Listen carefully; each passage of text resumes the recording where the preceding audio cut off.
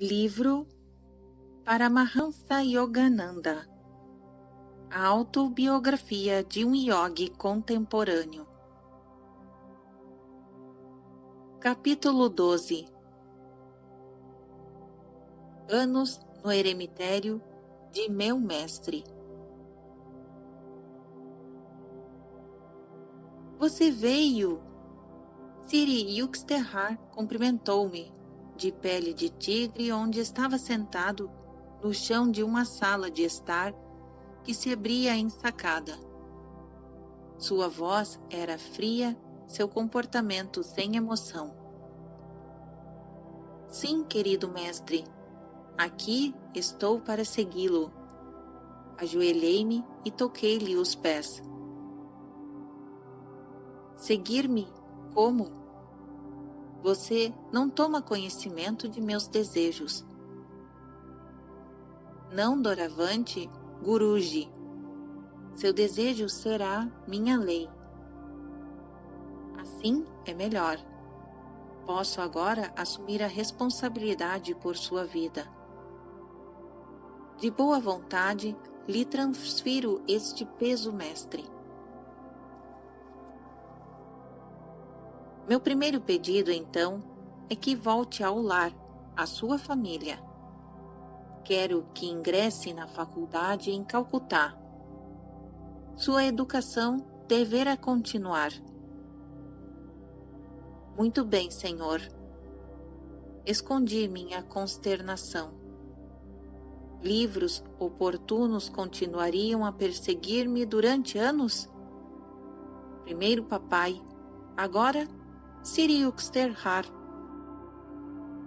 Algum dia você irá para o Ocidente. Seu povo será mais receptivo à antiga sabedoria da Índia se o desconhecido instrutor hindu tiver um grau universitário. O Senhor sabe o que é melhor para Guruji. Minha tristeza evaporou-se. A referência ao Ocidente pareceu-me enigmática e remota, mas a oportunidade de agradar a meu mestre pela obediência era imediata e vital. Você estará perto em Calcutá. Venha aqui sempre que achar tempo. Todos os dias, se possível, mestre. Aceito agradecido sua alteridade em todos os detalhes de minha vida, com uma condição. Qual?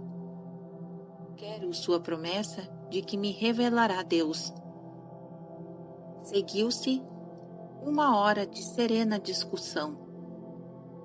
A palavra de um mestre não pode ser falsificada, não é dada levianamente.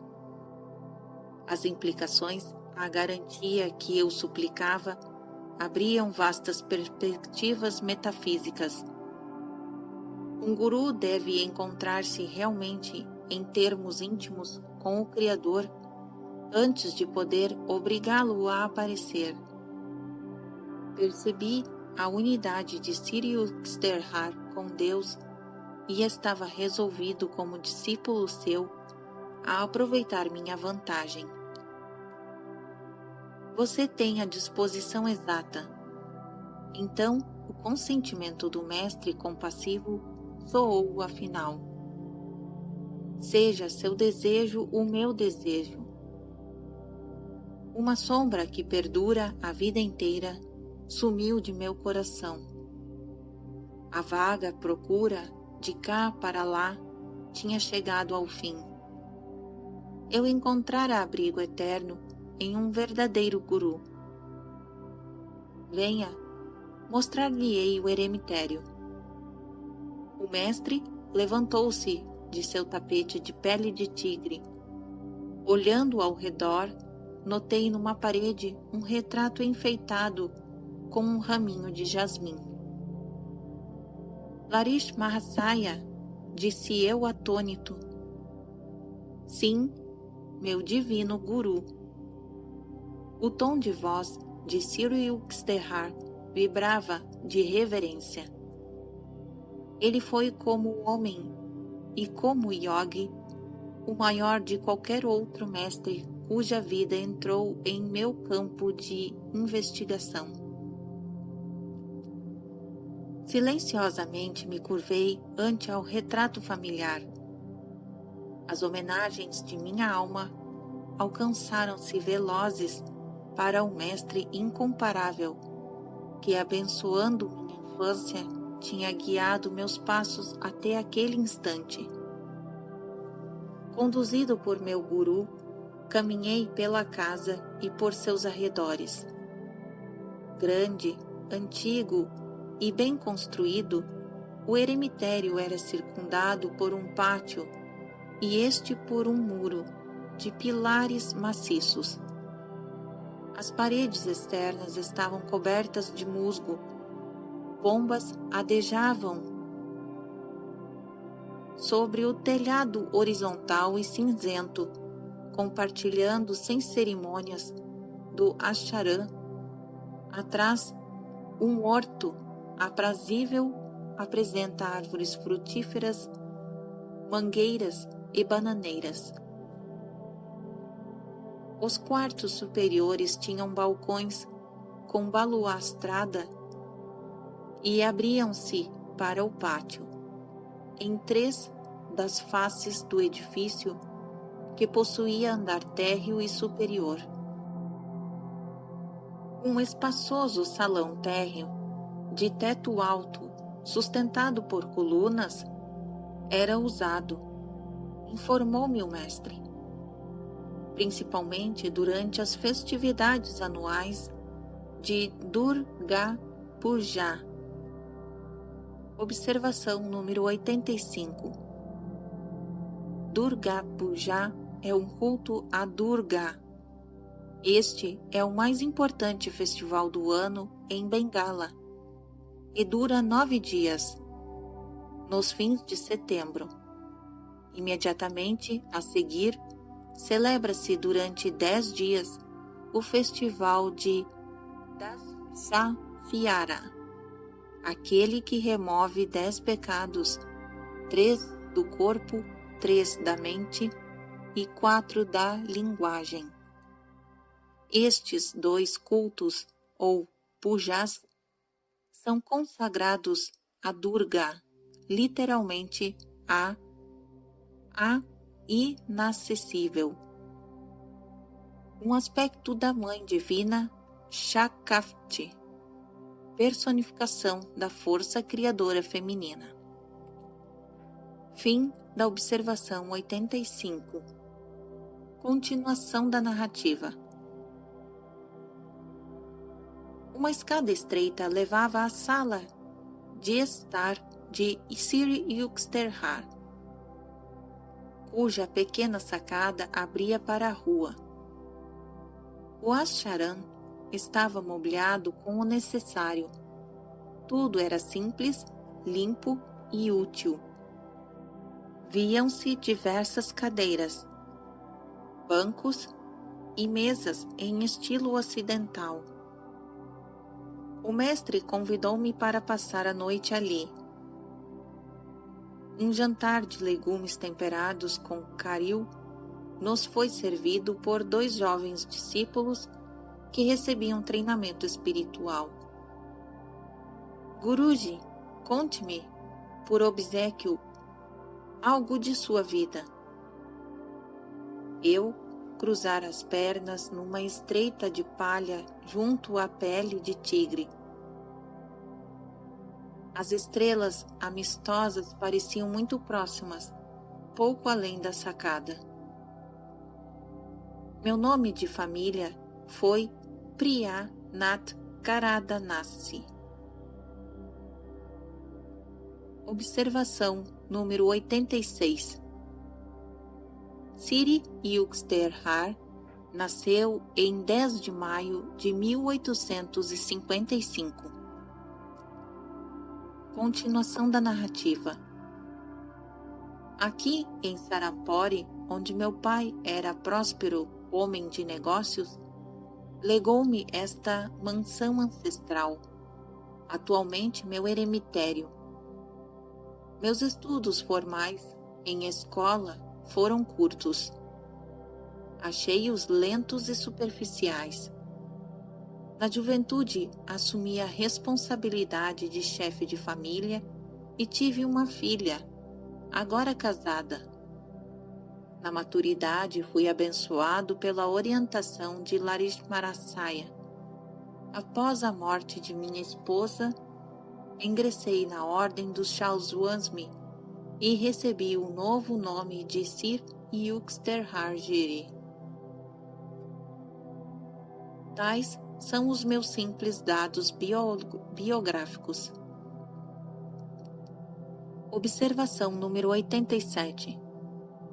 Sir Yukster significa unido a Ishwara, um nome de Deus. Giri é a classificação diferenciatória de um dos 10 ramos da antiga ordem de Chalswasmi. Sir, para homens e mulheres, significa sagrado. Não é nome, mas título de respeito. Fim da observação 87. Continuação da narrativa. Meu mestre sorriu de ansiedade que via em meu rosto. Como todos os esboços biográficos, suas palavras deram os fatos exteriores sem revelar o homem interno. Guruji, eu gostaria de ouvir algumas histórias de sua meninice. Algumas lhe contarei, cada uma com sua moralidade. Os olhos de Sir Yukster cintilavam em advertência. Minha mãe, certa vez, tentou assustar-me com uma medonha história de um fantasma num quarto escuro. Fui lá imediatamente e exprimi meu desapontamento por não haver encontrado o fantasma. Mamãe nunca voltou a me contar histórias de horror. Moralidade: encare o medo de frente e ele deixará de perturbá-lo. Outra lembrança infantil evoca meu desejo de possuir um cachorro feio que pertencia a um vizinho. Mantive todos em casa num torvelinho durante semanas para obter aquele bicho. Meus ouvidos ficaram surdos às ofertas de outros animaizinhos de aparência mais agradável. Moralidade: o apego cego empresta um halo imaginário de atração ao objeto desejado. Uma terceira história refere-se à plasticidade da mente jovem. Certa vez, ouvi mamãe comentar: um homem que aceita trabalho sob as ordens de alguém é um escravo. Esta impressão me gravou tão indelevelmente que, mesmo após o meu casamento, recusei todas as posições. Enfrentei os gastos investindo a herança de minha família em terras. Moralidade: boas e positivas sugestões deveriam instruir os ouvidos sensitivos das crianças. Suas primeiras ideias perduram como gravuras à água forte. O mestre entregou-se a um silêncio imóvel. Por volta da meia-noite, conduziu-me a uma estreita cama de lona. O sono foi profundo e doce naquela primeira noite sob o teto de meu guru. Sir Yukster escolheu a manhã seguinte para conceder-me sua iniciação em Kriya Yoga. Anteriormente, eu recebera a mesma técnica de 2 discípulos de Lakshmarasaya, papai e meu instrutor particular de sânscrito, Chalswasmi Kebalananda.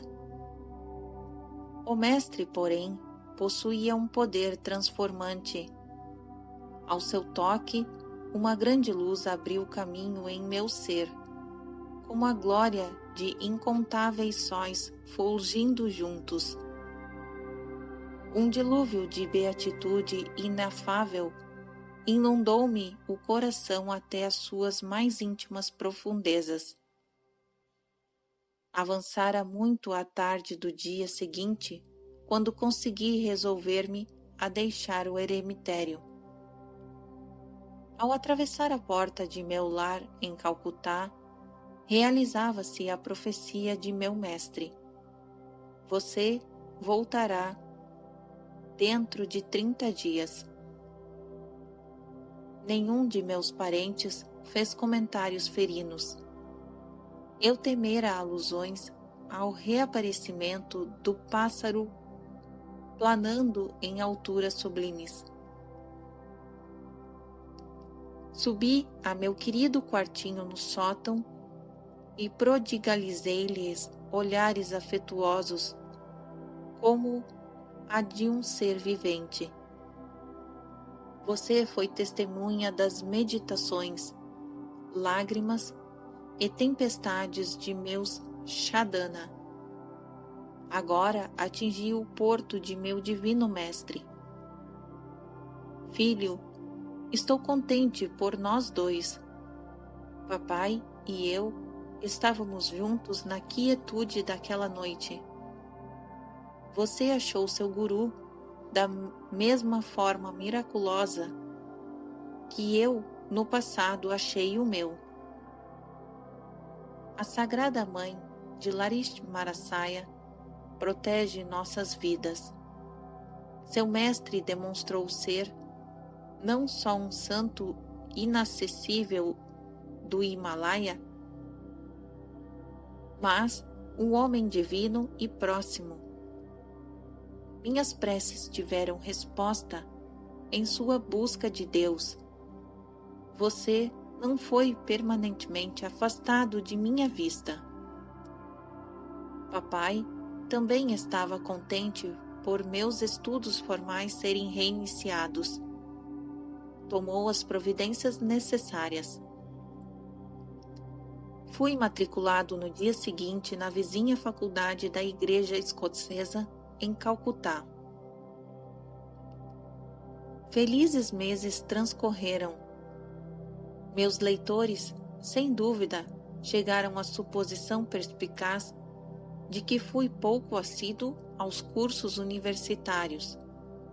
O eremitério de Serampore era de um fascínio demasiado irresistível. O mestre aceitou minha constante presença sem comentários.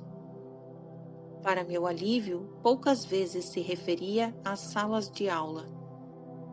Embora fosse claro para todos que eu não estava talhado para erudito, arranjar-me de tempos em tempos para obter notas mínimas de aprovação. A vida cotidiana de Acharan fluía suavemente, com variações ocasionais. Meu guru despertava antes da madrugada, deitado ou, às vezes, sentado no leito, ele entrava em estado de Samadhi. Observação número 88. Samadhi, literalmente, dirigir juntos. Samadhi é um estado superconsciente beatífico, no qual o yogi experimenta a identificação da alma individualizada com o espírito cósmico. Fim da observação 88, continuação da narrativa. Era muito simples descobrir quando o mestre havia acordado. Suspensão brusca de estupendos roncos. Observação número 89. Roncar, segundo os fisiologistas, é indício de relaxação perfeita. Continuação da narrativa. Um ou dois suspiros, talvez um movimento do corpo. Em seguida, um estado insonoro de ausência de respiração. Ele se abismara na profunda bem-aventurança do yogi. Nenhuma refeição de manhã. Primeiramente vinha um longo passeio pelas margens dos Ganges. Aquelas caminhadas matutinas com meu guru, como são reais e vívidas ainda. Na fácil ressurreição da memória, frequentemente me encontro ao seu lado. O sol matinal aquece o rio.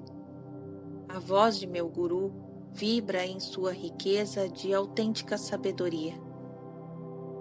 Um banho e depois a refeição do meio-dia.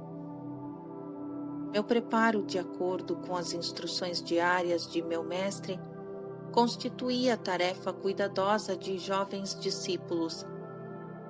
Meu guru era vegetariano. Antes de abraçar a vida monástica, entretanto, ele se alimentara de ovos e peixes. Aconselhava os estudantes a seguirem qualquer dieta simples que provasse ser adequada à constituição de cada um. O mestre comia pouco, geralmente arroz colorido com açafrão, acompanhado de suco de acelga ou de espinafre, e levemente polvilhado de ghee de búfala, manteiga derretida. No dia seguinte, podia ordenar dal de lentilhas ou carl de charina, com vegetais. Observação número 90. Dal é uma sopa espessa feita de ervilhas ou outros grãos leguminosos moídos. Charma é um queijo de leite fresco coalhado, comumente e dividido em cubinhos e misturado ao molho de carl com batatas. Fim da observação número 90, continuação da narrativa. Para a sobremesa, mangas ou laranjas com pudim de arroz ou então suco de frutas. Os visitantes apareciam à tarde. Do mundo para o tranquilo eremitério, filtrava-se uma corrente contínua. Meu guru tratava todos os hóspedes com bondade e cortesia. Um mestre, aquele que se conhece a si mesmo como alma onipresente, e não como ego ou corpo, percebe em todos os homens a similitude espantosa. A imparcialidade dos santos tem sua raiz na sabedoria. Eles já não se deixam influenciar pelas faces alternativas de Maya, nem estão sujeitos às preferências e aversões que confundem o julgamento dos homens não iluminados. Siri Yukteswar não mostrava consideração especial pelos poderosos, ricos ou bem-sucedidos, nem desprezava outros por sua pobreza ou incultura.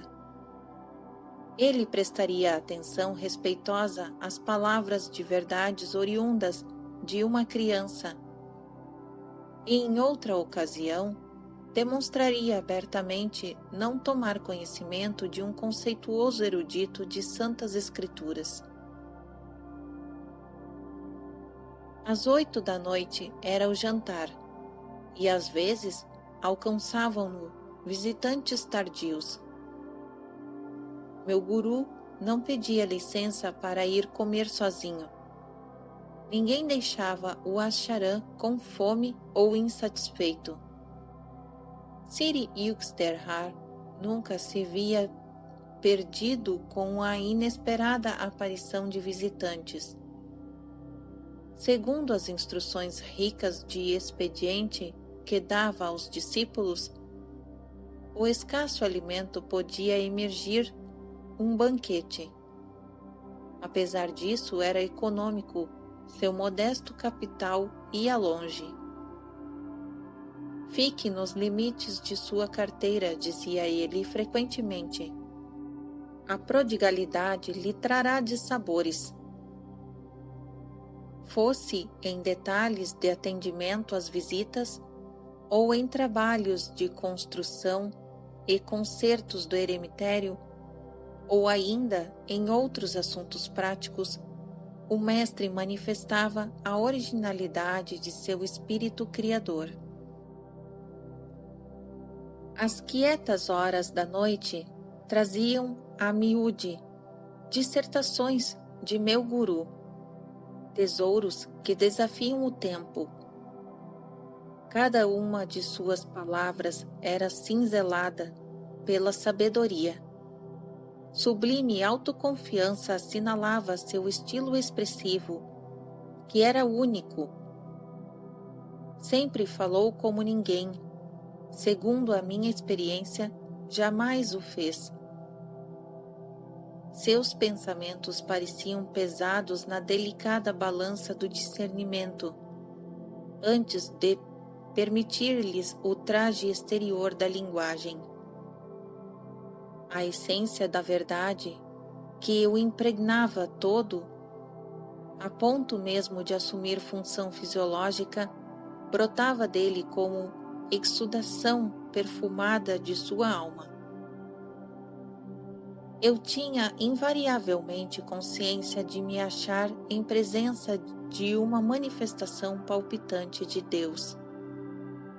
O peso de sua divindade fazia-me automaticamente inclinar a cabeça diante dele.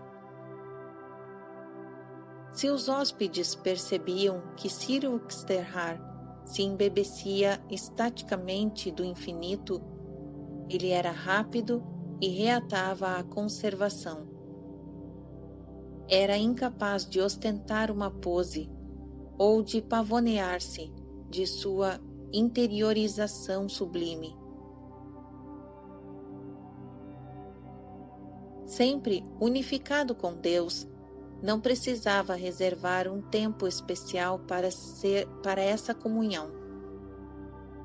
Um mestre com experiência da divindade já deixou para trás os degraus da meditação.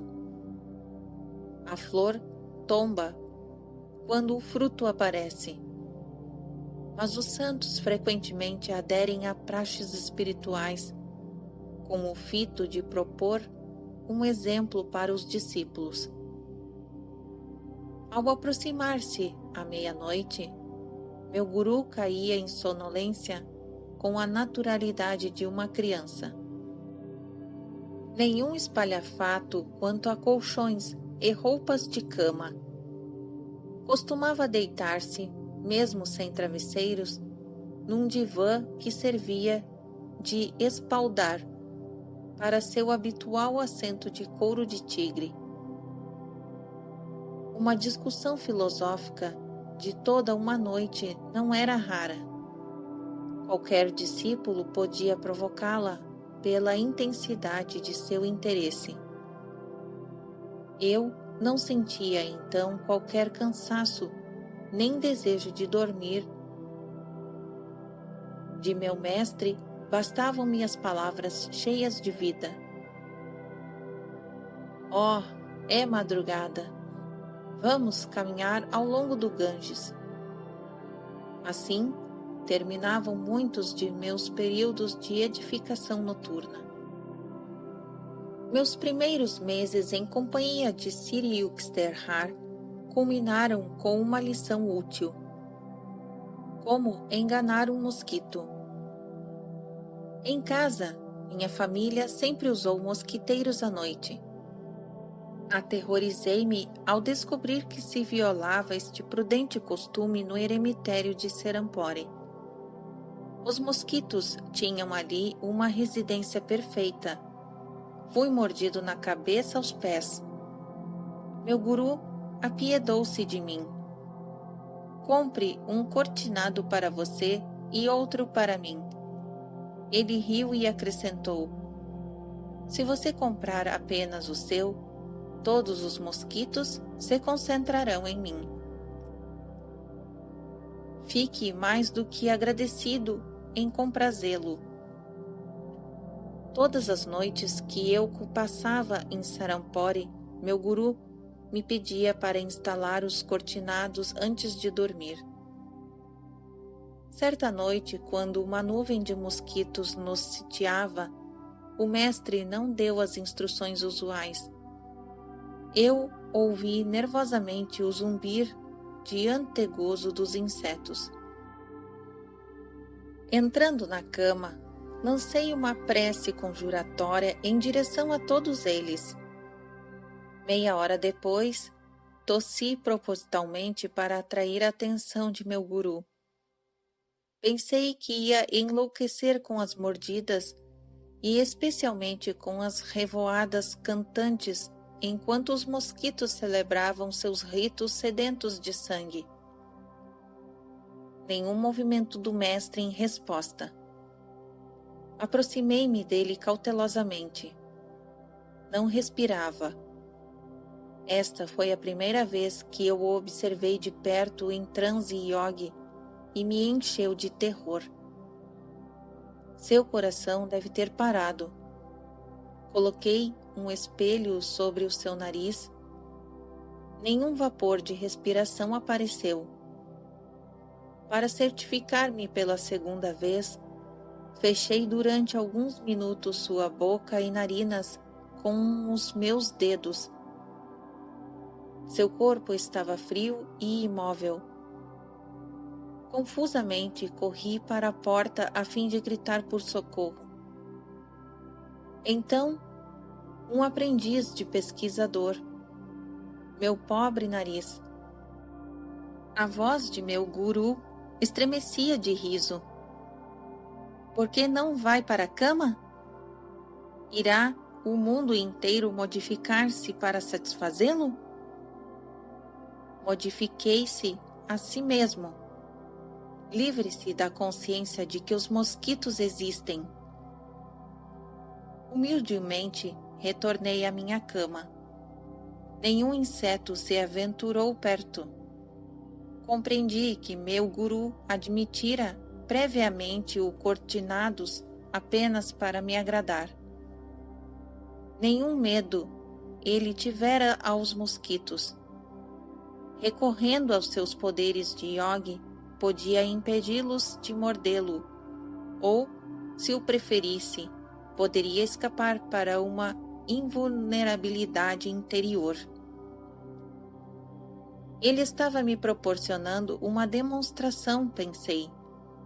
Aquele é o estado da yoga que devo me esforçar para atingir.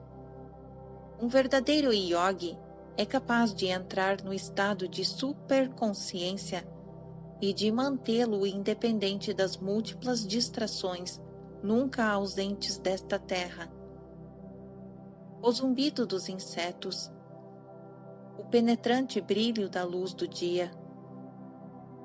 No primeiro estado de Samadhi, Sibakyapa, o devoto fecha-se a todo o testemunho sensorial do mundo exterior. É recompensado então por sons e cenas dos reinos internos mais belos do que o prístino Éden. Observação número 91. Os poderes onipresentes de um yogi, pelos quais vê, saboreia, cheira, toca e escuta sem o uso dos órgãos sensoriais exteriores, foram descritos da seguinte maneira no Taittiriya Aranayaka. O cego furou o pérola. Sem os dedos atravessou-a com um fio. Sem o pescoço a usou. E sem a língua lhe fez o louvor. Fim da observação 91. Continuação da narrativa. Os instrutivos mosquitos serviam para uma outra lição em meus primeiros tempos no Escharan. Era a suave hora do crepúsculo. Meu guru interpretava de forma incomparável os textos antigos. A seus pés, eu experimentava a perfeita paz. Um mosquito descortês penetrou no edílio e desviou minha atenção.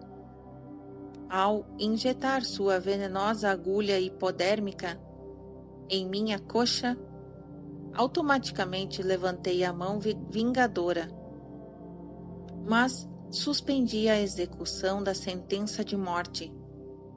Vieram-me a oportuna lembrança de um aforismo de Patanjali sobre a ahimsa, inofensividade. Observação número 92. Nenhuma criatura, seja ela qual for, manifesta hostilidade em presença de um homem aperfeiçoado em ahimsa, não violência. Yoga Sutras 2, versículo 35. Continuação da narrativa. Por que não termina a tarefa? Mestre, o Senhor defende o eliminar da vida? Não, mas, em sua mente, você já desfechou o golpe mortal. Não compreendo. Por ahimsa, Patanjali quis significar a remoção do desejo de matar. Sir Yuksdhar havia lido meus processos mentais como num livro aberto. Esse mundo está inconvenientemente organizado para a prática literal de ahimsa. O homem pode ser compelido a eliminar criaturas nocivas. Não se encontra, porém, sobre compulsão idêntica para servir raiva ou hostilidade. Todas as formas de vida têm igual direito ao de Maya. O santo, que desvenda o segredo da criação, estará em harmonia com as inúmeras e desconcertantes expressões da natureza. Todos os homens poderão compreender esta verdade ao vencerem a paixão de destruir. Guruji, deveria o homem oferecer-se em sacrifício em vez de matar um animal selvagem? Não. O corpo do homem é precioso. Tem o mais alto valor evolutivo em virtude de possuir centros na espinha e um cérebro que são únicos. Este permitem ao devoto adiantado abarcar e expressar plenamente os mais excelsos aspectos da divindade.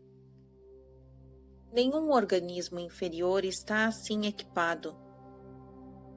É verdade que o homem incorre em dívida por um pecado menor se é forçado a matar um animal ou qualquer outro ser vivo.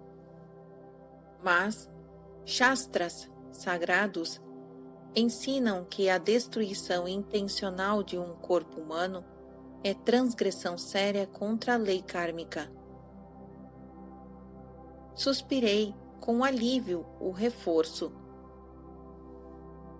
O reforço pelas escrituras do instinto de sobrevivência nem sempre está à mão.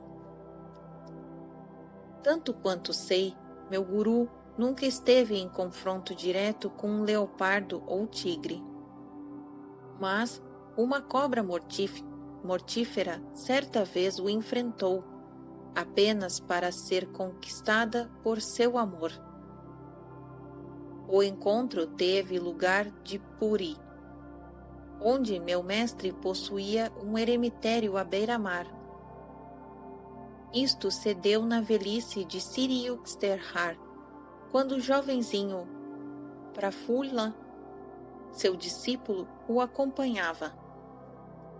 Estávamos sentados ao ar livre do Asharam. Conta-me Prafula. Uma cobra apareceu nas proximidades. Representava mais de 1 metro de comprimento de puro terror. Estendia a cabeça raivosamente para a frente, enquanto rastejava em nossa direção. O mestre recebeu-a amavelmente com um som onomatopaico de chamado, como se ela fosse uma criancinha. Enchi-me de consternação ao ver Siriuxterhar iniciar um ritmo bater de palmas. Observação número 93. A cobra ataca rapidamente qualquer objeto móvel a seu alcance. Em muitos casos, a imobilidade completa é a única esperança de salvação. A serpente, muito temida na Índia, causa anualmente cerca de 5.000 mortes. Fim da observação número 93. Continuação da narrativa. Ele estava entretendo o pavoroso visitante. Permaneci em quietude completa, internamente balbuciando preces fervorosas. A serpente, muito próxima do mestre, achava-se agora imóvel, aparentemente magnetizada por sua atitude cariciosa. A temível cabeça contraiu-se gradualmente. A víbora deslizou entre os pés de Siriuxterhar e desapareceu nos arbustos. Por que o mestre movia as mãos e por que a serpente não se atirou contra elas? Era-me num momento inexplicável, concluiu Prafula. Desde então compreendi que nosso divino guru situa-se além do medo de ser ferido por qualquer criatura. Uma tarde, durante meus primeiros meses no Asharam, encontrei os olhos de Siriuxterhar fixos em mim penetrantemente. Você está muito magro, Mukunda. Seu comentário feriu um ponto sensível. Meus olhos, encovados e minha aparência emaciada, não me agradavam. Uma dispepsia crônica me afligia desde a infância. Muitos vidros de remédio se enfileiravam numa prateleira em meu quarto em Gurpar Road número 4. Nenhum me curara. Ocasionalmente eu perguntava a mim mesmo, entristecido, se valeria a pena continuar vivendo com um físico tão pouco sadio. Os medicamentos têm suas limitações. A divina força vital criadora não as tem. Acredite, você será forte e sadio. As palavras do mestre convenceram-se instantaneamente de que ele poderia aplicar sua verdade à minha própria vida. Nenhum outro poder terapêutico, e eu experimentara muitos, fora capaz de despertar em mim tão profunda fé. Dia após dia, eu crescia em saúde e força. Pela oculta bênção de Siriuxterhar, em 2 semanas ganhei o peso que inutilmente havia procurado em tempos pretéritos. Meus sofrimentos de estômago desapareceram permanentemente. Em ocasiões posteriores, tive o privilégio de testemunhar. realizadas por meu guru, curas divinas de pessoas que sofriam de diabetes, epilepsia, paralisia ou tuberculose. Há anos atrás, eu também ansiava por ganhar peso, contou-me ele, algum tempo depois de me haver curado. Após grave enfermidade, durante minha convalescença, visitei Sri Larishmarasaya, em Benares. Senhor, disse-lhe eu, estive doente e perdi muitos quilos.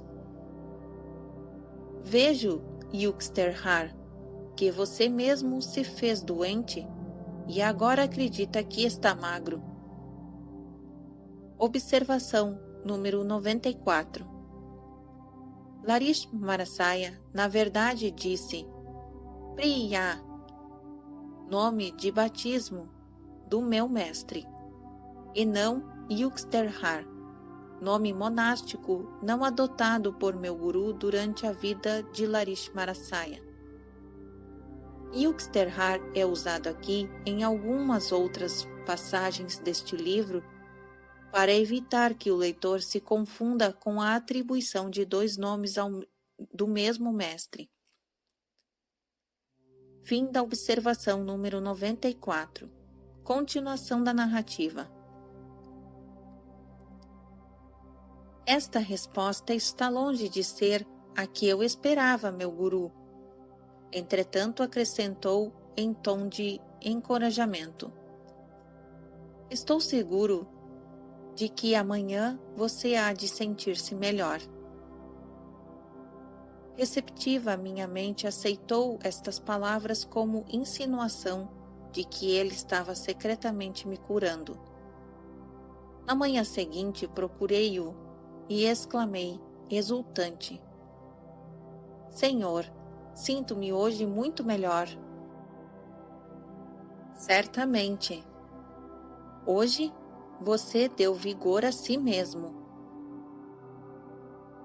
Não, mestre, protestei. O auxílio me veio do Senhor. É a primeira vez em muitas semanas que sinto alguma energia. Oh, sim. Sua enfermidade foi bem séria. Seu corpo ainda está fraco. Quem poderá dizer como se encontrará amanhã? A ideia de um possível retorno de minha fraqueza trouxe-me um arrepio de medo gélido. Na manhã seguinte, arrastei-me com dificuldade à casa de Larishmarasaya. Senhor, estou doente outra vez. Divertido era o olhar de meu guru. Então, novamente, você se pôs enfermo. Minha paciência esgotou-se. Gurudeva, disse-lhe eu, percebo agora que em dias sucessivos o Senhor deve estar me ridicularizando. Não compreendo por que me desacredita quando lhe digo a verdade. Na realidade, foram seus pensamentos que o fizeram sentir-se alternativamente fraco ou forte. Meu guru encarou-me com afeto. Você viu como sua saúde acompanhou com exatidão suas expectativas subconscientes? O pensamento é a força como a eletricidade ou a gravitação. E a mente humana, uma centelha de consciência onipresente de Deus. Posso mostrar-lhe que acontece imediatamente tudo quanto sua poderosa mente acredita com muita intensidade. Sabendo que Larishmarasaya nunca falava em vão, dirigi-me a ele com grande reverência e agradecimento. Mestre, se penso que estou bom e que reconquistei meu peso anterior, isso acontece? Perfeitamente, e neste mesmo instante. Meu guru expressou-se com gravidade, seu olhar concentrado no meu. Senti imediatamente um aumento não só de forças, mas de peso. Larish Marasaya recolheu-se ao seu silêncio. Depois de algumas horas, a seus pés, voltei à casa de minha mãe, onde eu residia durante minhas visitas a Benares. Meu filho, o que sucede? Está inchando com hidropsia? Mamãe mal podia acreditar em seus olhos. Meu corpo apresentava-se musculoso e robusto, como fora antes de minha enfermidade. Pesei-me e descobri que ganhara, num dia, cerca de 22 quilos. Foi uma aquisição permanente. Amigos e conhecidos que tinham visto minha figura delgada ficaram maravilhados. Dentre eles, alguns modificaram seu modo de vida e tornaram-se discípulos de Larish Marasaya em consequência do milagre. Meu guru, desperto em Deus, sabia que este mundo não é mais do que o sonho objetivado do Criador. Tendo plena consciência de sua unidade com o Divino Sonhador, Larish Marasaya podia materializar e desmaterializar, ou efetuar qualquer mudança que desejasse nos átomos de sonho do mundo dos fenômenos. Observação número 95. Tudo o que desejardes, orando, crede que o recebereis, e havereis de tê-lo. Marcos 11, versículo 24. Mestres unidos a Deus são inteiramente capazes de transferir suas realizações divinas a discípulos adiantados, como Larish Marasaya fez a Sir Yukteswar nesta ocasião. Fim da observação 95. Continuação da narrativa. A criação inteira é governada por leis, concluiu Sir Yukteswar. Os princípios que operam no imundo exterior, passíveis de descobrimento pelos cientistas, denominam-se leis naturais. Existem, porém, leis mais sutis que regem os planos espirituais ocultos e o reino interno da consciência. Estes princípios podem ser conhecidos através da ciência da yoga. Quem compreende a verdadeira natureza da matéria não é especialista em física, mas o mestre unificado com Deus. Por meio de conhecimento, o Cristo foi capaz de restaurar a orelha do servo, depois de ter sido cortada por um de seus discípulos. Observação número 96. E um deles feriu o servo do sumo sacerdote e cortou-lhe a orelha direita. E respondendo Jesus disse: Basta de sofrer. E tocou-lhe a orelha e o curou. Lucas 22, versículos 50 a 51. Fim da observação 96. Continuação da narrativa. Meu guru era intérprete incomparável das Escrituras. Cinge-se aos seus discursos muitas de minhas lembranças mais felizes. Mas as joias de seus pensamentos não eram atiradas às cinzas da desatenção ou da imbecilidade. Bastaria um movimento inquieto de meu corpo ou uma ligeira distração para colocar uma pausa na exposição do mestre. Você não está aqui. Uma tarde, Sir Yukteswar interrompeu-se fazendo-me esta observação. Como de hábito, ele vigiava implacavelmente os rumos de minha atenção. Guruji, meu tom era de protesto. Eu não me movi. Minhas pálpebras nem piscaram. Posso repetir cada palavra que o Senhor pronunciou. Apesar disso, você não estava integralmente comigo. Sua objeção me obriga a declarar que nas profundezas de sua mente, você criava 3 instituições. Uma era de um retiro em meio aos bosques de uma planície, outra em cima de um monte, e a terceira junto ao oceano. Aqueles pensamentos vagamente formulados haviam se apresentado de fato, quase subconscientemente. Olhei-o com um ar de desculpa. Que posso fazer com um mestre que assim penetra minhas preocupações fortuitas? Você me deu o direito. As verdades sutis que estou expondo não podem ser compreendidas sem concentração integral.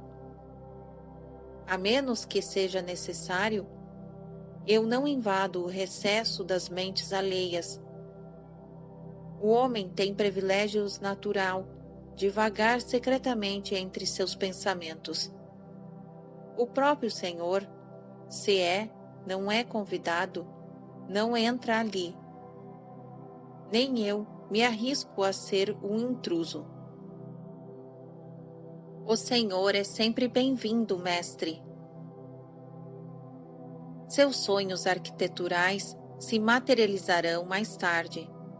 Agora é tempo de estudar. Assim, incidentalmente, em seu estilo simples, meu mestre revelou conhecer o advento de 3 importantes acontecimentos em minha vida. Desde o alvorecer de minha juventude, eu tivera vislumbres enigmáticos de 3 edifícios, cada um em paisagens diferentes. Na sequência exata em que Sri Yukteswar os mencionou, estas visões acabaram por se concretizar. Em primeiro lugar veio a fundação de minha escola de yoga para meninos numa planície em Ranchi. Depois, a sede americana em cima de um monte em Los Angeles. E afinal, o retiro de Encinitas, na Califórnia, defronte a um vasto Pacífico. O mestre nunca disse com arrogância: profetizo que este e aquele acontecimento ocorrerão. Ele preferia insinuar: não pensa que podes acontecer? Mas sua linguagem simples escondia um poder de vaticínio. Não havia retratação, nunca suas predições levemente veladas resultaram falsas.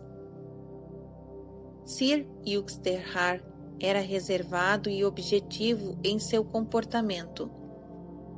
Nada havia nele de vago ou louco visionário. Seus pés apresentavam firmes no chão, sua cabeça no porto dos céus. A gente prática despertava sua admiração. A santidade não é tontice. As percepções divinas não são incapacitadoras. Costumava dizer: virtudes expressa em atividade promove a mais aguda inteligência. Meu guru relutava em discutir os reinos superfísicos. Sua única aura prodigiosa era a da simplicidade perfeita. Na conservação, evitara fazer referências surpreendentes, a ação era expressivo e livre. Muitos instrutores falavam de milagres, mas não podiam realizar um só. Sir Yuxterhar mencionava raramente as leis sutis, mas operava com elas à vontade e em segredo. Um homem de realização divina não executa um milagre sem receber autorização interna, explicava o mestre. Deus não deseja que os segredos de sua criação sejam divulgados promiscuamente. Observação número 97.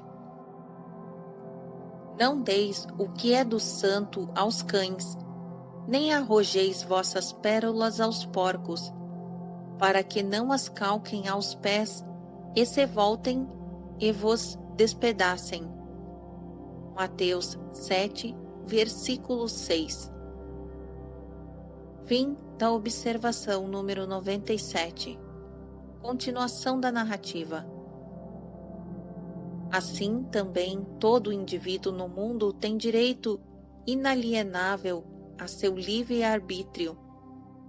Um santo não usurpará dessa independência. O silêncio habitual de Sir Yuxterhar era causado por suas profundas percepções do infinito. Não lhe sobrava tempo para as inúmeras revelações que ocupam os dias dos instrutores sem percepção interna e externa de Deus. Dizem as escrituras hindus: nos homens superficiais, o peixe dos pequeninos pensamentos provoca imenso tumulto. Nas mentes oceânicas, as baleias da inspiração mal encrespam a superfície. Devido à aparência nada espetacular de meu guia, apenas alguns de seus contemporâneos o reconheceram como um super-homem. O provérbio "Quem não pode esconder sua sabedoria é um imbecil" nunca poderia ser aplicado a meu mestre, profundo e quieto. Embora nascido mortal, como todos os outros, Sir Yuxterhar alcançou identidade com o governador do tempo e do espaço. Meu mestre jamais encontrou obstáculo insuperável à amálgama do humano com o divino. Cheguei a compreender que tais barreiras não existem, salvos para os homens que não empreendem a aventura espiritual. Sempre estremeci de emoção ao tocar os pés sagrados de Sir Yuxterhar. Um discípulo magnetiza-se espiritualmente pelo respeitoso contato com o mestre. Gera-se uma corrente sutil. Os mecanismos de hábitos indesejáveis do cérebro do devoto são muitas vezes cauterizados. As cisuras de suas tendências mundanas são beneficamente alteradas. Momentaneamente, pelo menos, ele pôde surpreender o levantamento dos véus secretos de Maya e ter um vislumbre das verdadeiras beatitudes.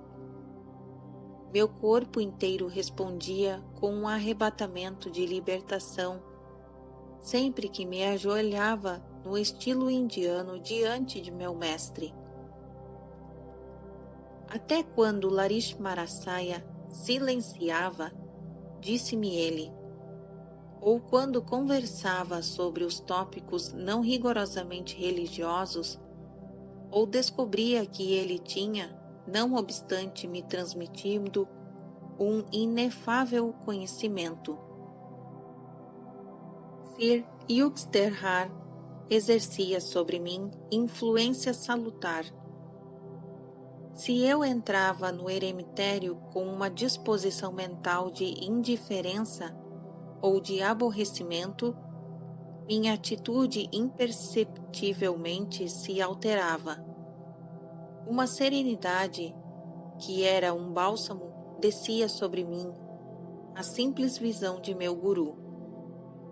Cada um de meus dias com ele constituía nova experiência de alegria, paz e sabedoria.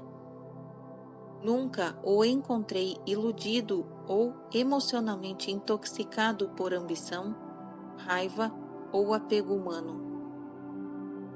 A obscuridade de Maya aproxima-se silenciosamente. Voltemos depressa ao nosso lar interior. Com estas prudentes palavras, o mestre constantemente recordava aos discípulos a necessidade de praticarem Kriya Yoga. De vez em quando, um novo estudante expressava dúvidas quanto ao seu próprio mérito para dedicar-se à prática de yoga. Observação. Fim do capítulo 12, parte 1. No próximo áudio será a continuação. Capítulo 12, parte 2.